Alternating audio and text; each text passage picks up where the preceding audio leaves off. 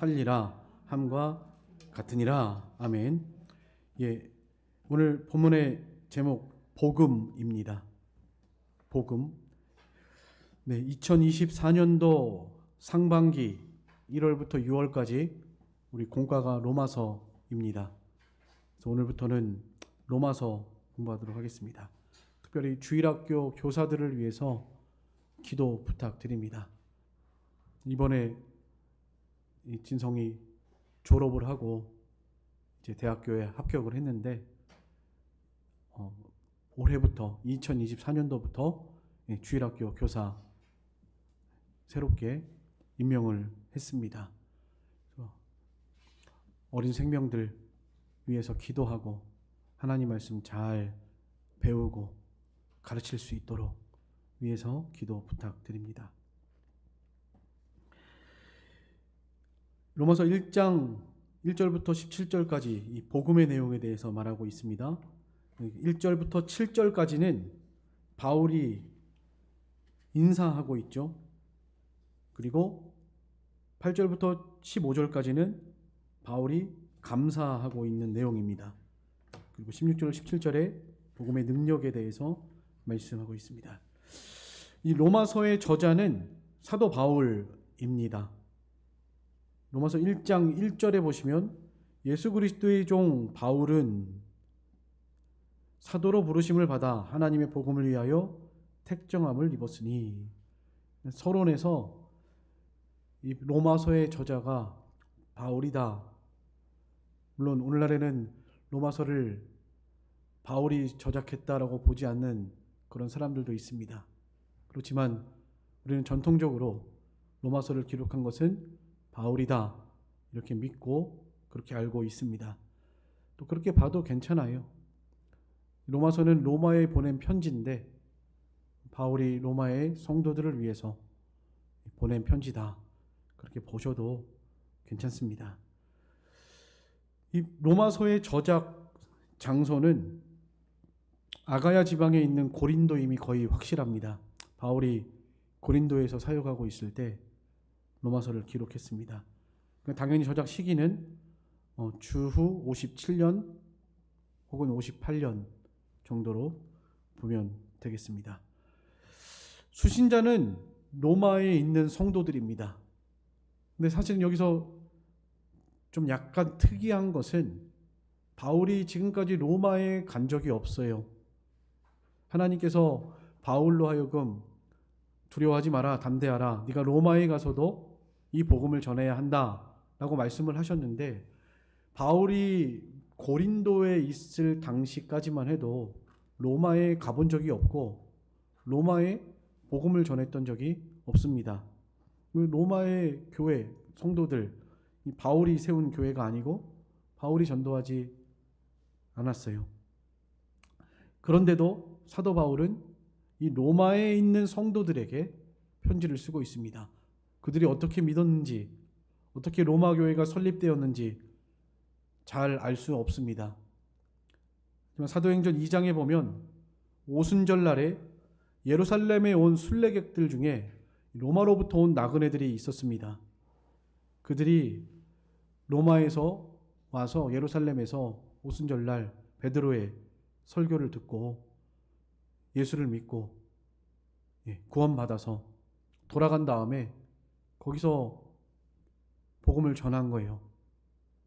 마치 가정교회의 형태로 적은 무리지만 두세 사람이 모인 곳에 하나님이 함께 하신다고 그랬죠. 하나님께서 함께 하셔서 그곳에 성도들이 있고 이 복음의 능력, 이따가 말하겠지만 이 복음의 능력이 있어요. 말 한마디 해놓으면 그 복음 자체의 능력이 있기 때문에 그 복음이 역사합니다. 사람이 굳이 가서 전도하지 않았어도 복음이 들어가면 그곳에 하나님의 능력이 나타난다는 거예요. 왜냐하면 사람이 구원하는 것이 아니라 무엇이 구원하죠?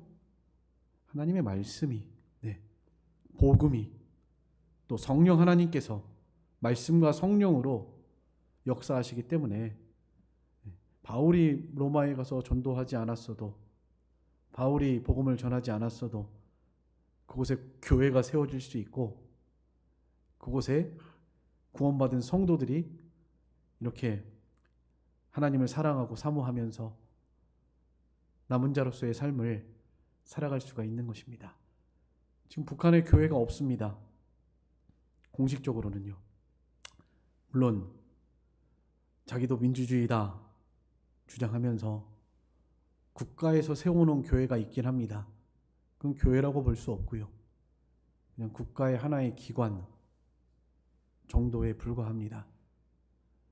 그렇지만 그렇다고 해서 진짜 교회가 없는가? 그것은 또 아니에요.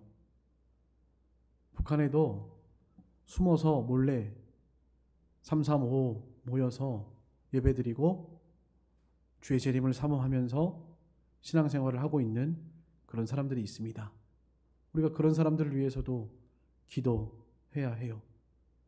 또 기회만 있으면 이렇게 바울처럼 위로의 한마디, 힘내라. 하나님이 당신들을 기억하신다.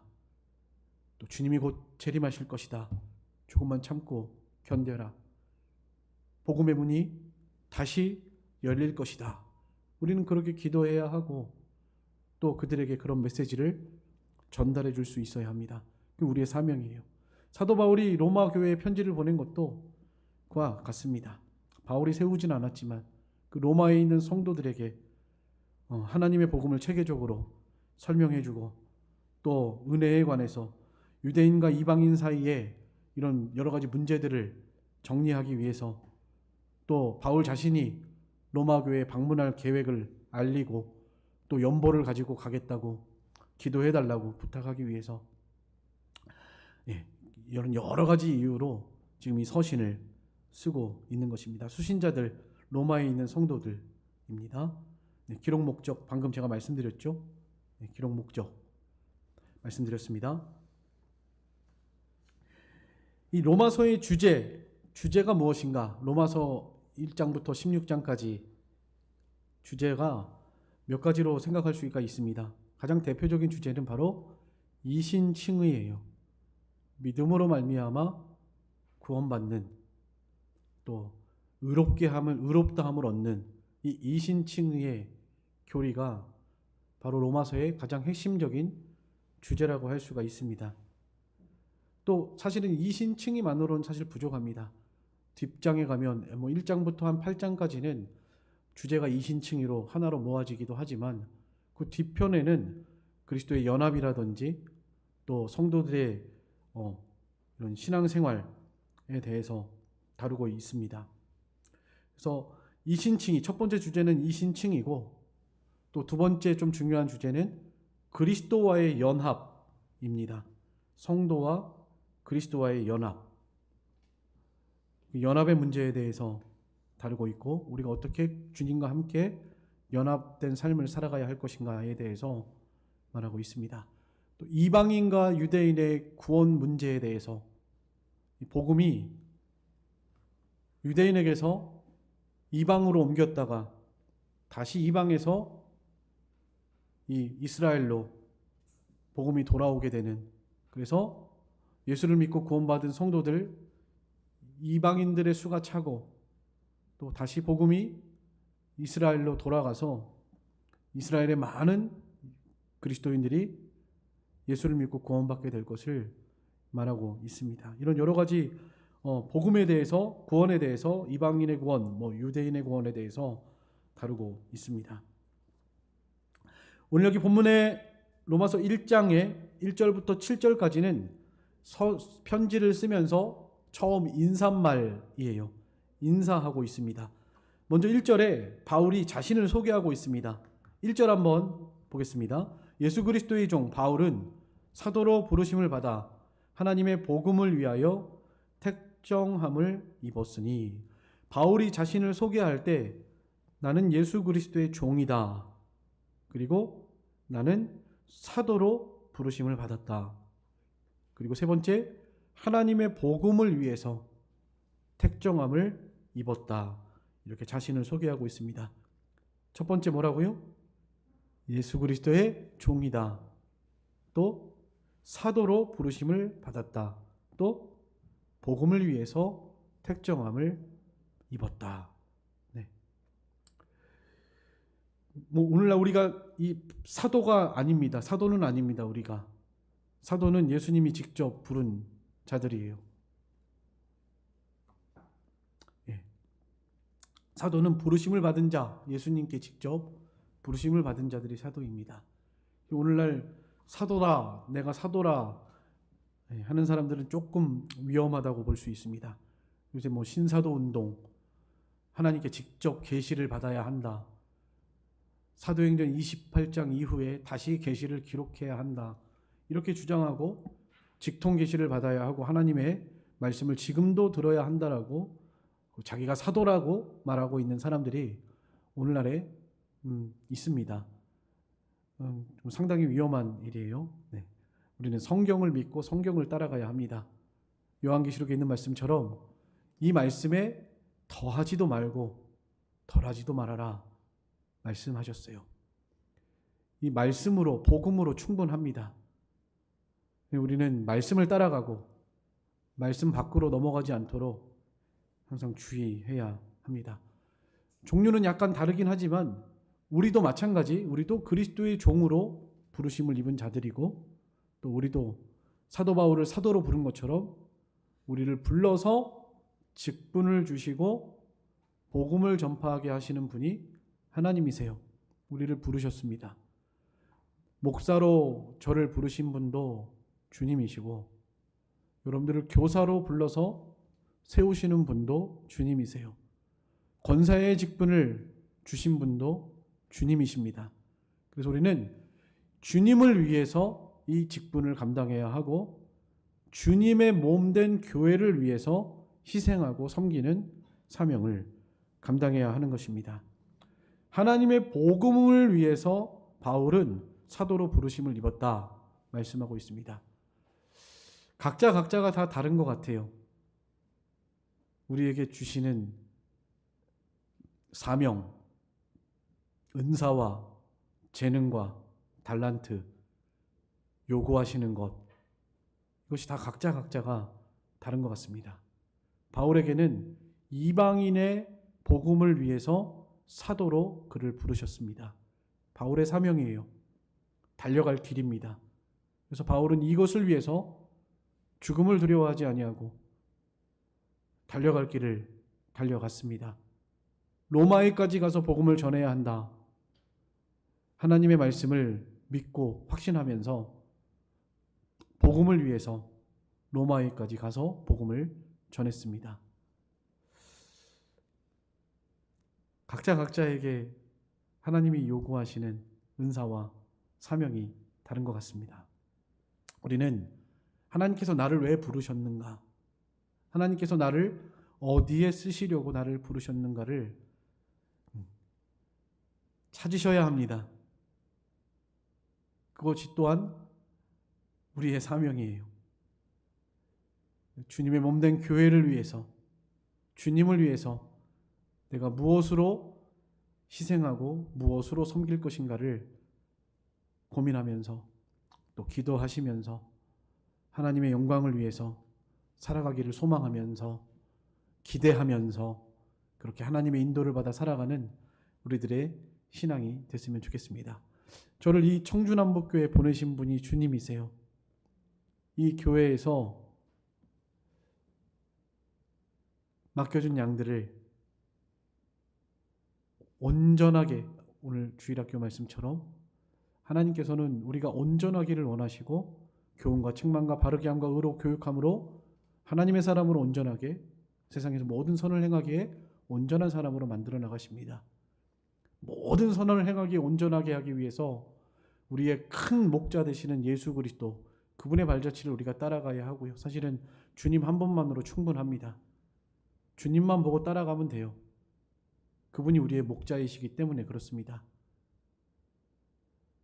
그렇지만 우리 인간 목자를 두신 것은, 인도자를 두신 것은 주님이 눈에 안 보이니까, 너무나 우리가 어리석고 둔하니까 좀 잘 보고 따라가게 하기 위해서, 잘 가르치고 인도하게 하기 위해서 부족한 사람 인도자를 세우신 것입니다.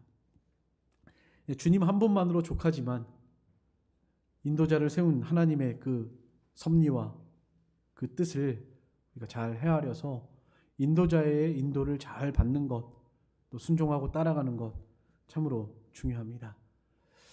아무쪼록 하나님께서 우리에게 맡겨주신 사명과 하나님이 우리에게 요구하시는 것이 무엇인지를 잘 깨달으셔서 많이도 말고 우리 2024년도 표처럼 한 가지만이라도 족하다 하시니까요. 한 가지만이라도 좀 하나님이 나에게 원하시는 일이 무엇인가, 내가 교회를 위해서 무엇을 하기를 원하시는가를 좀 묵상하시면서 주님을 위해서 헌신할 수 있는 우리 모든 성도들이 다 되시기를 간절히 소망합니다.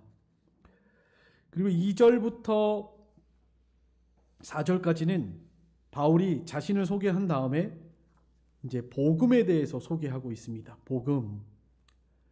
2절 제가 읽겠습니다. 이 복음은 하나님의 선지자들을 통하여 그의 아들에 관하여 성경에 미리 약속하신 것이라. 그의 아들에 관하여 말하면 육신으로는 다윗의 혈통에서 나셨고 성결의 영으로는 죽은 자들 가운데서 부활하사 능력으로 하나님의 아들로 선포되셨으니 곧 우리 주 예수 그리스도시라 그랬습니다.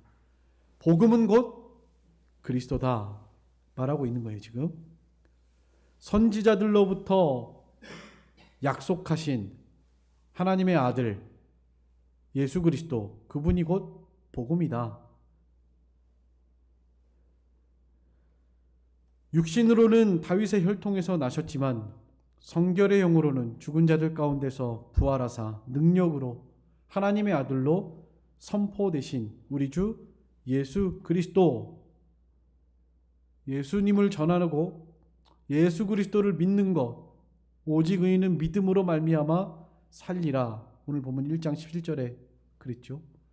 예수 그리스도를 믿음으로 말미암아 산다 하는 것이 복음의 내용입니다. 기쁜 소식이죠. 원어를 문자적으로 해석하면 기쁜 소식입니다. 복음, 유앙겔리온. 그 기쁜 소식이 뭐예요? 우리에게 제일 기쁜 소식. 예수 그리스도를 믿음으로 말미암아 구원 얻는 이 복음이 이 가장 기쁜 소식인 것이죠.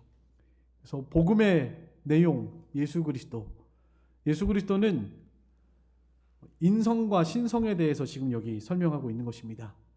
우리 지난 수요일에 하이델베르크 문답 48문 하면서 말씀드렸죠. 예수님께는 인성과 신성이 계신다.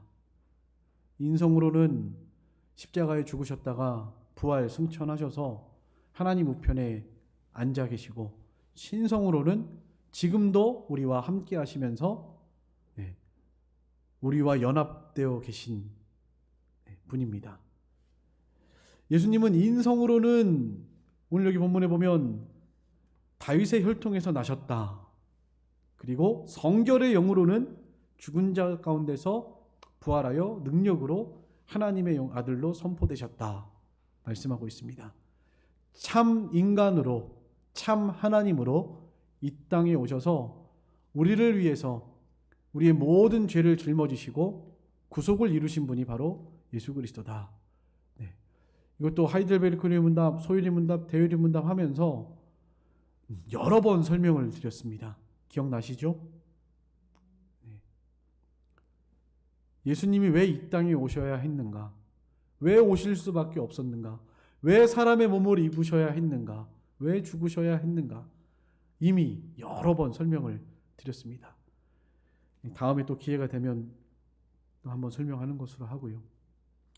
어쨌든 예수님은 우리의 구속을 위해서, 이 복음, 우리의 구원을 위해서 인성과 성결의 영, 신성으로서 하나님의 아들로서 우리에게 오셨다. 성경에 약속한 대로 오셨다 말씀하고 있습니다. 그리고 5절부터 7절까지는 로마서의 수신자에 대해서 말하고 있습니다. 그래서 편지를 받는 사람들입니다.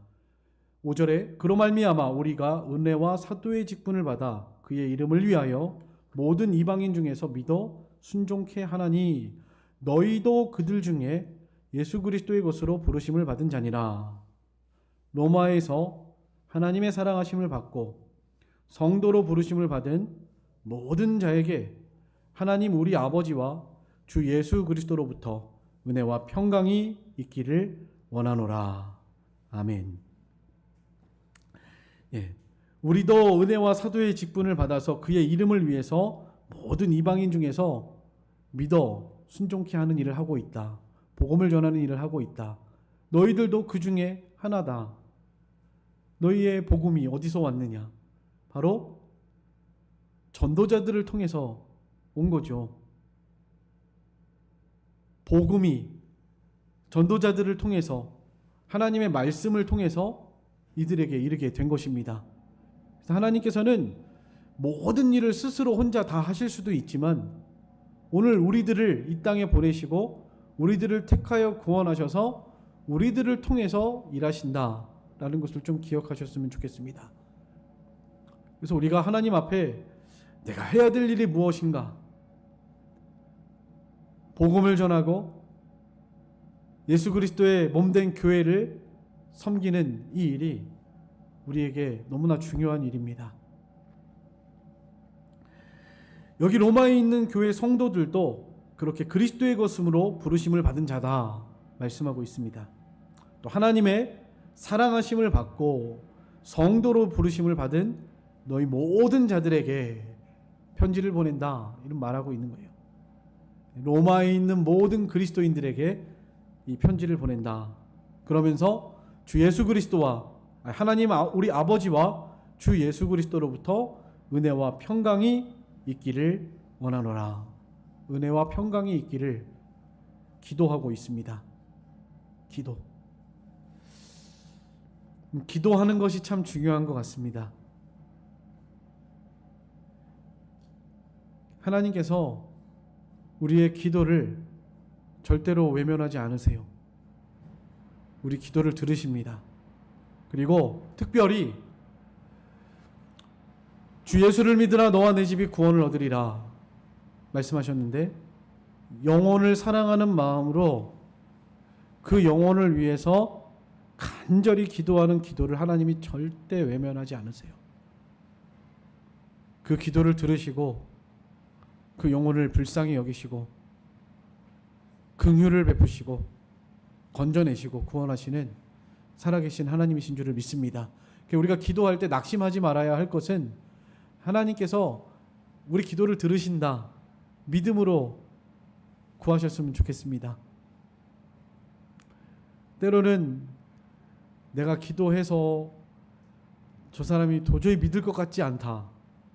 내가 아무리 말해도 저 사람이 예수를 믿을 것 같지가 않아. 그런 사람들 여러분들 만나보신 적 있으시죠? 그건 인간의 생각이에요. 기도하면 하나님이 들으십니다. 때가 되면 건지시는 거예요. 우리가 그들을 위해서 복음을 전하고 또 그리스도의 향기를 드러내고 모든 선한 일을 행하는 것 중요하고요. 그렇지만 그 영혼을 구원하시는 분은 하나님이시기 때문에 우리가 반드시 영혼을 위해서 늘 간절한 마음으로 하나님께 기도하는 성도가 되셔야 합니다. 이 인간이 해야 될 게 있고 하나님이 하시는 일이 있어요. 우리가 해야 될 일, 그것은 해야 되겠지만 특별히 중요한 거, 그 영혼을 건지시고 구원하는 것은 하나님이 하신다라는 것을 기억하시면서 우리가 씨를 뿌리고 물을 주는 일을 부지런히 감당해야 되겠지만 기도하셔야 합니다.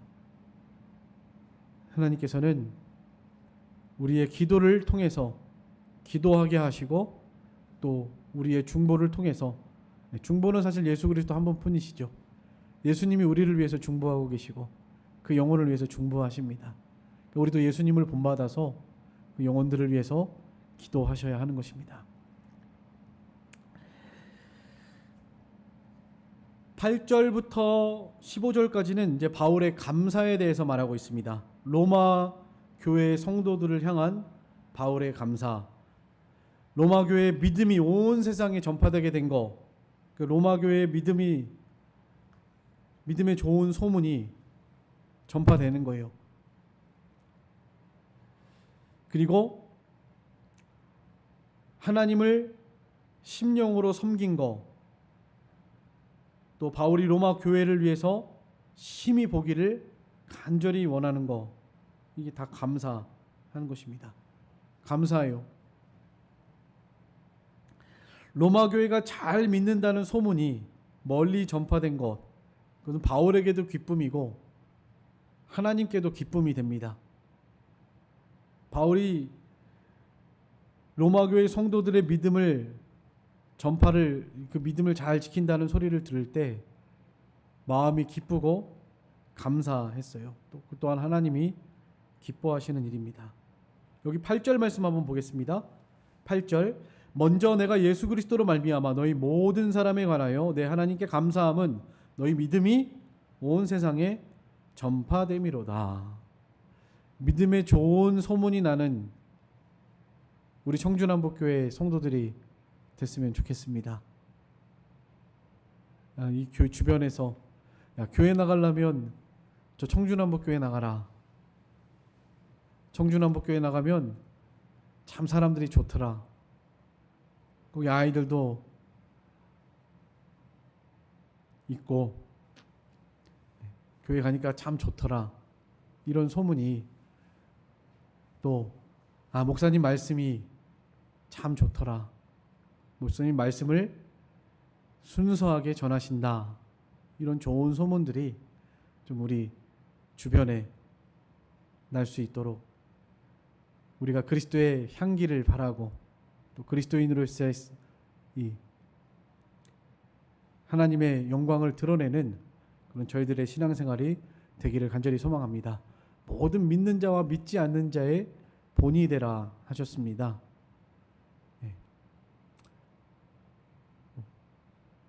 부족한 거 한 가지라도 고치면 그것이 곧 좋은 소문이 나는 거예요. 가정에서도 부부지간에도 제일 잘하는데 교회 나가더니 뭐 한 가지가 나쁜 습관도 잘못된 것이 이렇게 고쳐지고 사람이 좋아지면 저 사람이 교회 나가더니 사람이 변했다 이럴 거 아니에요. 우리가 하나님의 말씀으로 예수 그리스도를 본받아가면서 이런 좋은 선한 영향력들을 미쳐나가시는 우리 모든 성도들이 다 되셨으면 좋겠습니다. 가정에서부터. 마태복음 5장 19절 말씀 한번 찾아보겠습니다. 마태복음 5장 19절입니다.